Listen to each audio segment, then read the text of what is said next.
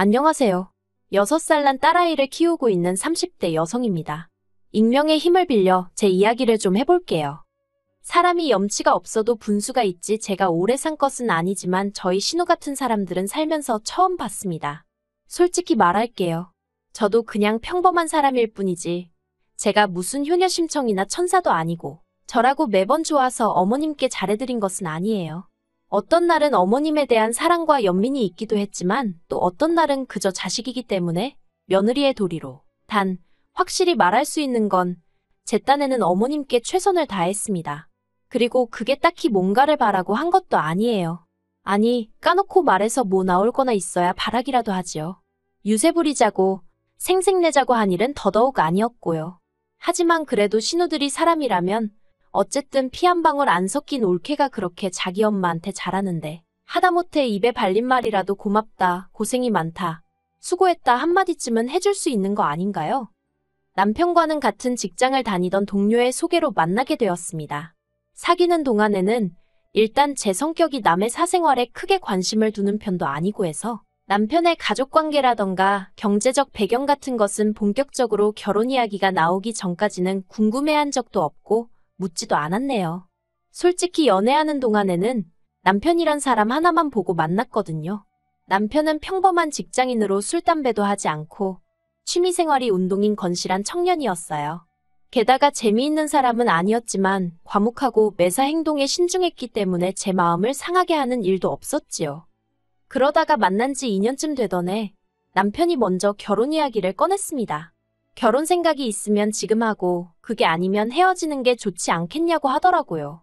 프로포즈 치고는 낭만이라곤 하나도 없어서 당황스럽긴 했지만 평소에 남편답게 실없는 소리는 안 하는구나 싶대요.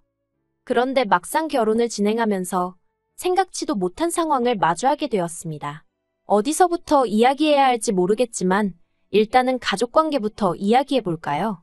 저는 일남일녀 중 차녀로 오빠와는 나이 차이가 제법 나요. 그렇다 보니 친정부모님도 친정오빠도 매사 제가 하는 일이라면 무조건 찬성해 주었고 지지해 주었고 한마디로 많은 사랑과 관심을 받으며 자랐습니다. 반면에 남편에게는 위로 2명의 시집간 신우들이 있었어요. 아무래도 제가 이런 사연을 쓰게 된 것 자체가 신우들 때문이니 조금만 말해보자면 신우들은 누가 더하고 못하고를 따질 필요도 없을 만큼 둘 다 이기적이고 뻔뻔한 사람들이에요. 결혼 초에는 제 버릇을 고친다나 길을 눌러놓겠다나 헛소리를 해대면서 시비를 걸어오기도 일쑤였지요. 하지만 저라고 성격이 없는 편도 아니고 그런 신우들의 헛짓거리에 노란하지 않았네요. 그리고 사실 2명의 신우들보다 저를 더 난처하게 했던 건 바로 혼자이신 어머님이셨거든요. 부모님에 관한 이야기다 보니 조심스럽긴 하지만 그래도 허심탄회하게 털어놓겠습니다. 일단 저라고 아주 유복한 환경에서 자란 것은 아니에요. 친정아버지는 일평생 건설 노동자로 일하셨고 어머니는 남의 식당을 전전하며 일을 하시다가 당신 식당을 차리신 지는 몇 년 되지 않으셨지요. 그래도 자식들한테는 절대 짐이 되지 않으시겠다며 진작에 노후 준비도 맞춰놓으셨고 지금은 큰 걱정 없이 지내고 계세요. 반면에 어머님께서는 재산이라곤 집 한 채 가지고 계신 게 전부였어요. 듣기로는 10여 년 전에 사고로 돌아가신 아버님께서 보험금과 합의금을 얼마 남기셨는데 그건 진작에 먹고 살고 신우들 시집 보내고 하면서 다 쓰셨다대요. 이후로 생활비는 주변 분들에게 소일거리를 받아 하시면서 벌어 쓰고 계셨고요. 그렇다 보니 정작 저희가 결혼할 때는 아무 도움도 받지 못했습니다. 그래도 신우들에 비하면 남편은 자기가 좋은 직장에 다니고 있어서 그런지 그 부분에 있어서는 크게 서운해하지 않아야 돼요. 저야 조금 서운한 마음이 없잖아 있었지만요. 하지만 저희 친정부모님도 아니고 어머님이신데다가 당장 아들인 남편도 괜찮다고 하는데 제가 거기다 대고 무슨 말을 하겠어요. 서운하지만 어쩔 수 없지 딱 거기까지만 생각했지요. 이후로 저희는 양가의 도움 없이 오롯이 저희 둘만의 힘으로 결혼 준비를 해나갔습니다. 남편이나 저나 비교적 탄탄한 직장을 다니고 있었고 모아둔 돈도 적지 않았기에 큰 어려움은 없었지요. 지은 지 20년도 넘은 아파트였지만 그래도 저희만의 보금자리도 마련했고 혼수도 남들 보기 부끄럽지 않을 만큼은 채워 넣었어요. 대신 허례허식이라 할 수 있는 예물과 예단 등은 생략했고요. 한편 식을 올리고 나서 제가 가장 먼저 했던 일 중 하나는 바로 어머님 앞으로 보험을 들어드리는 일이었습니다. 솔직히 시작하면서부터 대출까지 받은 상황이라 한 달에 어머님 보험비로만 30만 원 가까이 나가게 된 상황이 좋지만은 않았던 게 사실이에요. 하지만 보험이 없으시다 보니 당장의 병원비가 아깝다는 이유로 치과뿐만 아니라 그 어떤 병원도 안 가신 지 10년이 넘으셨다 하더라고요. 이 얘기를 들었을 땐 정말 제 입에서 아이고라는 탄식이 절로 나왔습니다. 저희 남편도 그렇고 신우들도 그렇지 어떻게 자기 어머니를 저렇게 내버려뒀나 싶었거든요. 그래서 그냥 한 달에 30만 원, 그거 원래부터 없던 돈이다 생각하고 살자는 마음으로 어머님께 저희 친정부모님이 들고 계신 보험이랑 비슷한 수준으로 다 들어드렸습니다. 남편은 그제서야 자기가 미처 그런 부분은 신경 써드리지 못했다며 정말 고맙다 하더라고요. 하지만 신우들은 고맙다는 말은커녕 그런 보험이나 들어줄 거면 차라리 어머님 맛있는 거나 한 끼 더 사드시고 좋은데 구경이나 가시게 용돈이나 좀 드리지 그러냐며 빈정거리대요. 어이가 없었지요. 막말로 자기들이 1,000원 한 장 보태지도 않으면서 말이에요. 뿐만 아니라 어쨌든 제가 보험도 들어드리고 했으면 최소한 건강검진이라던가 그런 건 딸이 둘이나 되니까 둘 중 한 명이라도 나서서 하려들어야 하는 거 아닌가요? 그런데 제가 건강검진은 어떻게 할까요? 하고 이야기를 꺼내자 큰 신우는 큰 신우대로 작은 신우는 작은 신우대로 이리저리 빼느라 바쁘대요. 그런 모습을 보고 있자니 솔직히 어머님이 불쌍하기까지 하더라고요. 모든 부모들이 다 그렇듯 어머님도 자식들 키우실 땐간이며 쓸개며 다 빼주는 심정으로 키우셨을 텐데 어떻게 저렇게들 매정한가 싶어서요. 하지만 동시에 제가 누굴 욕하겠어요. 저희 남편도 당장 회사 일이 바쁘다며 제가 해줬으면 하는 눈치더라니까요. 저도 남편이랑 똑같이 맞벌이였는데 말이에요. 그래서 결국 성질 급한 사람이 일은 다 한다고 제가 어머님을 모시고 병원에 갔습니다. 그리고는 말 그대로 머리끝부터 발끝까지 싹 다 검사를 받으시게 했지요. 그리고 평소에 어머님께선 당신은 아무렇지도 않다, 멀쩡하다 하셨지만 결과는 좋지 않았어요. 당장 죽을 병은 아니었어도 여기저기 안 좋은 곳이 많았거든요.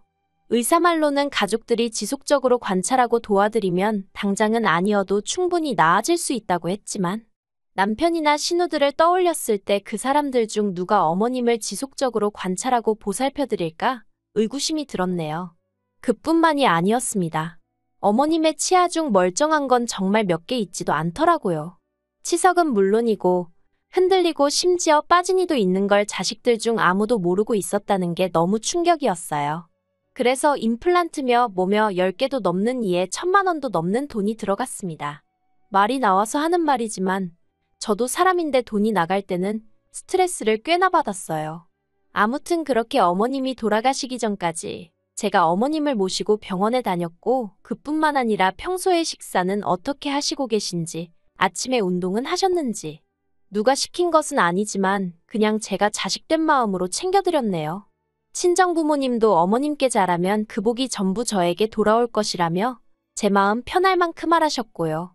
주변에서는 요새 저 같은 며느리가 어디 있냐 하기도 했고 아직 젊었던 제 친구들은 저더러 니 팔자 니가 꼬는 거라며 적당히 하라고 면박을 주기도 했지만요. 그렇게 하는 동안에도 신우들에게 좋은 소리라고는 눈꼽만큼도 들어본 적 없습니다. 신우들이 기껏 한다는 소리라곤 보험 좀 들어놓고 아주 본전을 찾는다며 대단하다고 비아냥거리는 게 전부였지요. 그때마다 남편이 나서서 신우더러 보험료는 어디 땅 파면 나오냐고 받아치긴 했지만 말이 나왔으니 말인데 언젠가 한번 따지고 보니까 한 달에 30만 원씩 2천만 원 넘게 저희 부부가 부담하고 있었더라고요. 그러다 어느 날이었어요. 어머님께서 저만 따로 부르시더니 제 손을 꼭 잡으시면서 당신하고 부동산에 좀 가자 하시는 거예요. 당신 살고 있는 아파트 명의를 제 명의로 바꿔주고 싶으시다면서요. 저는 생각지도 못한 어머님의 말씀에 깜짝 놀랐습니다. 남편도 아니고 제 명의로 해주신다니 그게 무슨 말씀이냐고 안 해주셔도 된다고 아주 손사래를 쳤어요. 그러자 어머님께서 지난 몇 년 동안 제가 당신에게 얼마나 잘해주었는지 안다면서 자식들도 몰라주는 당신 속을 제가 헤아려줬다며 올해 돌아올 제 생일 선물이다 생각하고 받으랍니다. 저는 못 받는다고 몇 번을 사양했어요. 사실 그동안 어머님하고 병원도 다니고 이리저리 다니면서 솔직히 저라고 서운한 날이 왜 없고 귀찮은 날이 왜 없었겠어요? 그런 때면 한 번씩 별것도 아닌데 어머님께 툴툴거리기도 했고 몸이 안 좋다고 둘러대곤 약속을 미룬 적도 있었습니다. 어머님이 어린아이처럼 저와의 약속만 기다리고 계시다는 걸 알면서도 그렇게 못된 적이 있었네요. 그래도 저희 어머님께선 한 번도 저를 타박한 적 없으시고 늘 미안하다, 고맙다는 말을 입에 달고 사신 분이셨지요. 그리고 그 인사말만으로도 저는 충분히 감사했고요. 그 이상의 것은 한 번도 바라본 적이 없는데 집이라니 얼마나 놀랐는지 모릅니다. 그리고 몇 달이 지났을 때였어요. 어머님이 갑자기 쓰러지셨고 바로 병원으로 모셨습니다. 그리고 병원에서 진단하기를 어머님이 치매라고 하더라고요. 이제 겨우 70이셨는데 치매라니 눈앞이 깜깜하고 암담했습니다. 그동안 더 잘해드리지 못한 게 떠오르면서 어찌나 제 자신을 탓하게 되던지요. 돌이켜 생각해보니 이따금씩 어지러워하셨고 전에 없던 건망증 증세도 보이셨던 게 기억이 나대요. 다만 병원에서는 별말이 없었으니 그냥 나이 때문인가 보다 하고 넘겼던 제 불찰이었어요. 신우들은 그런 저를 두고 한심하다 어쩌다 말이 많았습니다. 그렇게 어머님한테 잘하는 척하더니 이게 다 무슨 꼴이냐면서 빈정대기 바빴지요. 그리고는 신우들이 어이없는 이야기를 해왔습니다. 어머님을 바로 요양원으로 모셔야겠다는 거예요. 어이가 없어서 치매 환자한테 원래 살던 공간이 얼마나 중요한지 모르냐고, 그리고 어머님은 이제 초기 증상이라는데 무슨 벌써부터 요양원 타령이냐고 제가 화를 냈어요. 어머님은 원래 당신 집에서 살게 하시고 자식이 셋에 며느리 하나 사위가 둘 총 6이다. 6이서 돌아가면서 들여다보면 되지 않겠냐고요. 참고로 신우들 다 전업주부예요. 시매부들이 돈을 잘 버는 것도 아니라는데 뭐 하긴. 신우들이 어떻게 살 건간에 그거야 자기들이 알아서 하는 일이니 제가 이러쿵저러쿵 할 것도 아니지만요. 그런데 신우들의 시커먼 속내를 알게 된 건 그 이후로 며칠이 흘러서였어요. 어머님이 저한테 울면서 전화를 해오셨는데 좀 전에 신우들이 집에 찾아와서는 집을 팔라고 어머님한테 소리를 지르고 말 그대로 폐악질을 했더라고요. 집을 팔아야 어머님 요양원비도 내고 할 거 아니냐면서 자기들 살기 힘든 거 모르냐고 정신 멀쩡하실 때 나눠줄 거 나눠주고 가시라는 막말을 해댔답니다. 정말 이상했어요. 남편 말로는 신우들이 크면서 크게 희생을 하고 그런 것도 없답니다. 실제로 저희 신우들 둘 다 대학물 먹었고 시집갈 때 어머님이 돈도 제법 해주셨어요. 물론 신우들이야 당사자들이니까 남편하고는 또 다르게 생각하고 있었을지도 모르지만 그래도 어머님이 시조카들도 키우다시피 해주셨는데 아무튼 저로서는 이해할 수가 없었네요. 어머님께서는 당신은 요양원에 가기 싫다고 저한테 우시고 그렇다고 저라고 어머님을 모시고 살자니 옆에서 챙겨드리고 사는 거랑 같이 사는 건 완전히 다른 이야기잖아요. 이러지도 못하고 저러지도 못하고 저도 난처하더라고요. 하지만 수화기 너머로 계속해서 어린아이처럼 우는 어머님의 목소리를 듣고 있자니 어찌나 마음이 불편하고 괴롭던지 결국 듣다 못한 제가 그럼 저랑 살자고 해버렸습니다. 그랬더니 어머님이 대뜸 그것도 싫대요. 왜 저랑 사냐면서 그저 당신이 바라는 건 죽는 날까지 당신 집에서 살다 가는 거라나요. 이후로 신우들은 어머님과는 완전히 연을 끄는 사람들 마냥 명절이고 어머님 생신이고 코빼기도 비추는 법이 없었어요. 어머님은 그런 신우들에 대해서 별다른 말씀은 안 하셨지만 자식된 입장에서 저나 남편은 마음이 참 안 좋았지요. 그래서 신우들에게 연락도 해보았지만 신우들은 그럴 때마다 나 몰라 하기 일쑤였어요. 없이 사는 자식들한테 돈 한 푼 줄 생각 없는 어머니가 무슨 어머니냐는 막말을 퍼붓기도 했고요. 그러다 지난해 어머님이 돌아가셨습니다.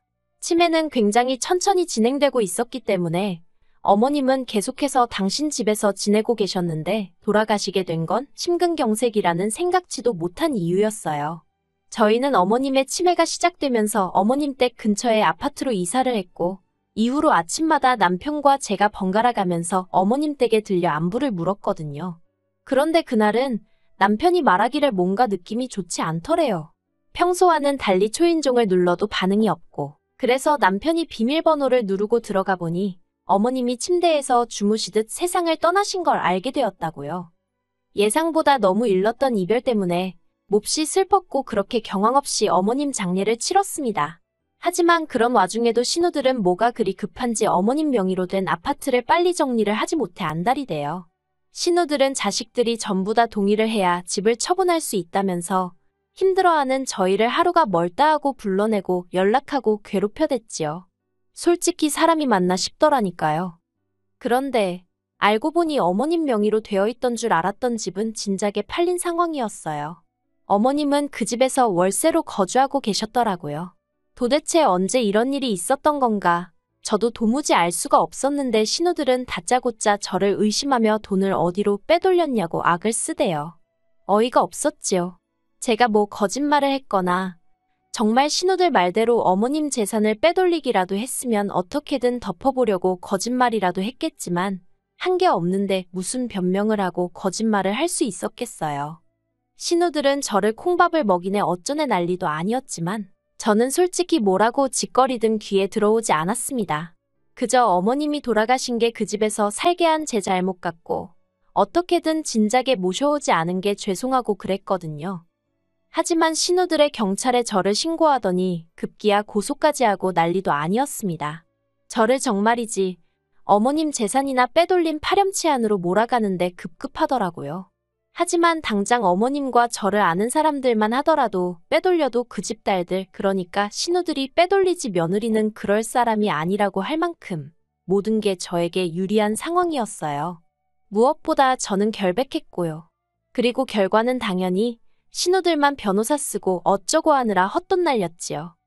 하지만 저도 내심 도대체 어머님이 그 돈을 다 어디다 두고 가신 걸까 하고 궁금하긴 했네요. 그 비밀은 생각지도 못한 데서 알게 되었습니다. 남편이었어요. 신우의 말도 안 되는 소송이 마무리되고 나서야 남편이 저한테 1억 5천이 든 통장을 건네주더군요. 생각지도 못한 큰 금액이 든 통장에 이게 뭐냐고 물으니 어머님이 제 앞으로 남기신 거랍니다. 집을 주려고 했더니 도통 받질 않아서 남편에게 전해주라 하셨다고요. 이렇게 받으면 법적으로 문제가 되지 않냐 하니까 어머님 정신 온전하실 때 어느 정도 다 알아보고 해결해 두신 돈이라며 저더러 신경 쓸 거 없다대요. 그런 말까지 들으니 황당하고 놀란 마음도 마음이지만 어머님께 죄송한 마음이 더 커져서 말 그대로 눈물이 쏟아지대요. 사실 요즘 사람들이 하는 말이 효도는 셀프라느니 시부모는 남편 부모라고 남편이나 잘하면 되지 며느리는 그럴 거 없다 하잖아요. 그 말도 틀린 말은 아니겠지만 사실 시어머니는 시어머니대로 며느리는 며느리대로 서로 아껴주고 위해주면 그렇게 힘든 사이는 아니거든요. 적어도 저와 어머님은 그랬어요. 그래서 어머님이 그 큰 돈을 어떤 마음으로 남겨주신 건지 잘 알겠더라고요. 그 돈은 이후로도 지금까지 한 푼도 쓰지 못하고 들고만 있어요. 생전에 저희 딸을 그렇게 예뻐해 주셨으니 나중에 딸아이 등록금으로 쓸까 그런 생각 정도는 하고 있네요. 그리고 돈에 관해서는 신우들에겐 비밀로 할 생각이에요. 하늘에 계신 자기들 어머니 마음을 헤아리긴커녕 뺏어가지 못해 안달이 날 텐데. 솔직히 소송하는 동안 어찌나 기가 빨리고 힘들었던지 더는 인간으로 보이지도 않고 상종도 하기 싫거든요. 한편 남편에게는 고마운 마음뿐이에요. 사실 저한테 전해주지 않았다고 해도 저는 끝까지 몰랐을 거잖아요. 그래서 이 일을 계기로 남편과 제 사이는 더 끈끈해져서 평생을 서로 의지하고 살 수 있겠다는 확신이 드네요.